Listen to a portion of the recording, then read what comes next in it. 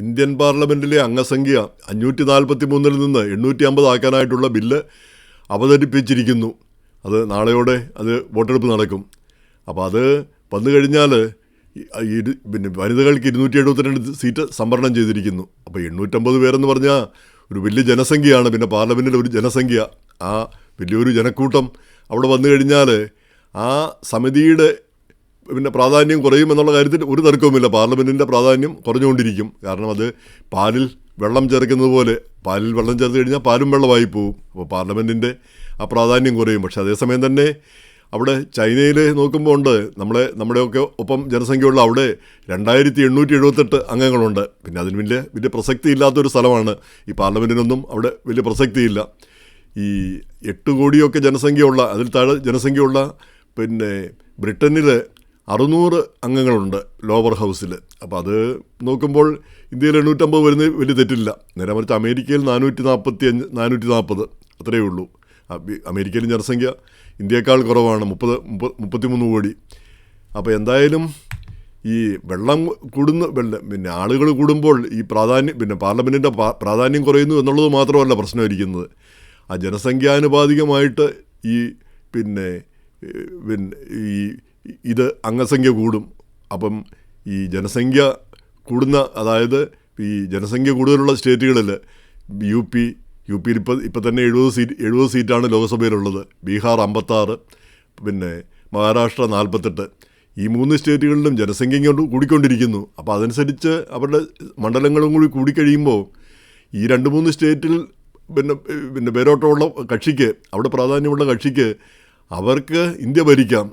പിന്നെ ഈ ഉത്തരേന്ത്യ, പിന്നെ ഈ ദക്ഷിണേന്ത്യയിലും മറ്റുള്ള വോട്ടർമാരെ കണക്കാക്കേണ്ടതില്ല. കാരണം ദക്ഷിണേന്ത്യയിൽ ജനസംഖ്യ കുറയുകയാണ് ചെയ്യുന്നത്. ഇവിടെ കുടുംബാസൂത്രണമൊക്കെ ഫലപ്രദമായിട്ട് ഉപയോഗിച്ച് ജനസംഖ്യ കുറയുന്നു.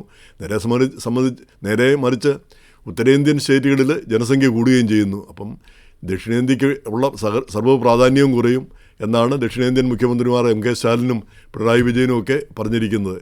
അതേസമയം തന്നെ ഇത് മുസ്ലിങ്ങളുടെ പ്രാധാന്യം കുറയ്ക്കാൻ, അവർക്ക് കിട്ടുന്ന സംവരണമൊക്കെ ഇല്ലാതാക്കാനുള്ള പരിപാടിയാണെന്ന് മുസ്ലിം സംഘടനയുടെ ഈ പിന്നെ അസദുദ്ദീൻ ഉവൈസി പറഞ്ഞിരിക്കുന്നത്. മുസ്ലിങ്ങളുടെ സംവരണവും എല്ലാം ഇല്ലാതാക്കാൻ പോകുന്നു. അപ്പോൾ അങ്ങനെയൊന്നുമല്ല, ഇത് പിന്നെ വനിതകൾക്ക് സംവരണം നൽകാനാണെന്നാണ് പിന്നെ പ്രധാനമന്ത്രിയൊക്കെ പറയുന്നത്. പക്ഷേ അതത്ര നമുക്ക് വിശ്വസിക്കാനാവുന്നില്ല. മണ്ഡല പുനർനിർണയമാണ് അവരുടെ ലക്ഷ്യം.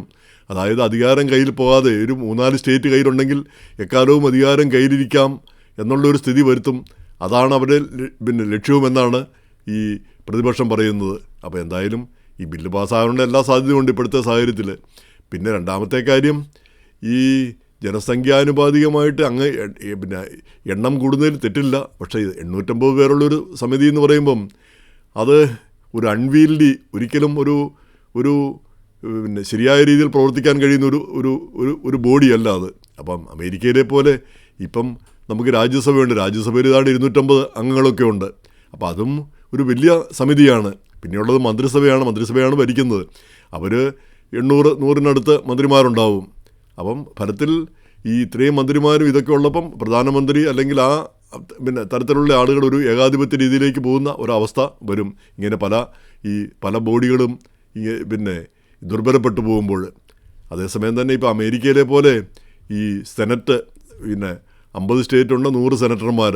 അപ്പോൾ എത്ര ചെറിയ സ്റ്റേറ്റും എത്ര ജനസംഖ്യ കുറഞ്ഞ സ്റ്റേറ്റിനും 2 സെനറ്റർമാരുണ്ട്. എത്ര പിന്നെ ഏറ്റവും കൂടുതൽ ജനസംഖ്യയുള്ള സ്റ്റേറ്റിനും 2 സെനറ്റർമാർ മാത്രം. അങ്ങനെ ഒരു സംവിധാനം ഇപ്പം ഈ രാജ്യസഭയും ലോകസഭയും മാത്രമേ ഉള്ളൂ. ഇപ്പോൾ ഇത്രയും മാറ്റം ഉണ്ടാക്കാമെങ്കിൽ ഒരു സഭ കൂടി ഉണ്ടാക്കാവുന്നതാണ്. ജനസംഖ്യ പിന്നെ ഈ വലിയ ജനപ്പെരുപ്പമില്ലാത്ത ഒരു സഭ കൂടി ഉണ്ടാവുകയാണെങ്കിൽ കാര്യങ്ങൾ ഈ അമേരിക്കൻ സെനറ്റൊക്കെ പോലെ പിന്നെ അധികാരവും കാര്യങ്ങൾ നടപ്പാക്കാൻ മാത്രമുള്ള അംഗസംഖ്യയുമുള്ള ഒരു ബോഡി ഉണ്ടാവുകയാണെങ്കിൽ ഏറ്റവും നല്ലതായിരിക്കും എന്ന് തോന്നുന്നു. ഇപ്പോഴിങ്ങനെ ഈ 850 പേരൊക്കെ വന്നു കഴിഞ്ഞാൽ ഒരു സർവകലാശാല പോലെ ആളുകൾ വരുന്നു. അവിടെ ആരെന്ത് നടക്കുന്നെന്ന് ആർക്കും അറിയാൻ പറ്റാത്തൊരവസ്ഥ വരുന്നു. അപ്പോൾ എന്തായാലും ഇത് ഇന്ത്യ പിന്നെ കുറച്ചുകൂടെ ചിന്തിച്ച് വേണം ഇക്കാര്യം ഒരു തീരുമാനം എടുക്കാനെന്നുള്ളതാണ് പിന്നെ വസ്തുത. ഈ പ്രതിപക്ഷവും അതുപോലെ തന്നെ ദക്ഷിണേന്ത്യൻ സംസ്ഥാനങ്ങളും പ്രകടിപ്പിക്കുന്ന ആശങ്കകൾ തീർച്ചയായിട്ടും ഭരണകൂടം കണക്കിലെടുക്കണം. അതനുസരിച്ച് വേണം നിയമങ്ങൾ, അതനുസരിച്ചുള്ള മാറ്റങ്ങൾ. ഇപ്പം നിയമങ്ങളിൽ മാറ്റം വരുന്നതെന്ന് നമുക്ക് ഒരിക്കലും പറയാനാവില്ല. പക്ഷേ ആ മാറ്റങ്ങൾ എല്ലാവരെയും ഉൾക്കൊള്ളുന്നതും രാജ്യത്തെ മൊത്തം ഉൾക്കൊള്ളുന്നതുമാകണം. നേരെ മറിച്ച് ഒരു വിഭാഗത്തിന് മാത്രം ആനുകൂല്യങ്ങളും ബാക്കി വിഭാഗത്തെ ഇപ്പം ദക്ഷിണേന്ത്യ അങ്ങ് തടയുന്ന ഒരു അവസ്ഥ വരുന്നു. അങ്ങനെ വന്നു കഴിഞ്ഞാൽ എന്ത് സംഭവിക്കും? അപ്പോൾ ഒരു നോർത്ത് സൗത്ത് ഡിവൈഡ് വന്നു കഴിഞ്ഞാൽ ദീർഘകാലം കഴിയുമ്പോൾ അത് ആ ഡിവൈഡ് ഒരു പ്രശ്നമായി തീരും. ഇപ്പോൾ തൽക്കാലത്തേക്കൊരു പ്രശ്നമില്ല എന്ന് തോന്നുമെങ്കിൽ കൂടി. അപ്പോൾ അങ്ങനെ ഒരു ഡിവിഷൻ ഉണ്ടാവാതിരിക്കുക, അത് നോക്കുക എന്നുള്ളതാണ് രാജ്യതന്ത്രജ്ഞന് ചെയ്യേണ്ട ഒരു കാര്യം. അപ്പോൾ അതനുസരിച്ചുള്ള മാറ്റങ്ങൾ ഈ ഭരണഘടനാ ഭേദഗതിയിൽ ഉണ്ടാവണം എന്നാണ് നമ്മളൊക്കെ ആഗ്രഹിക്കുന്നത്.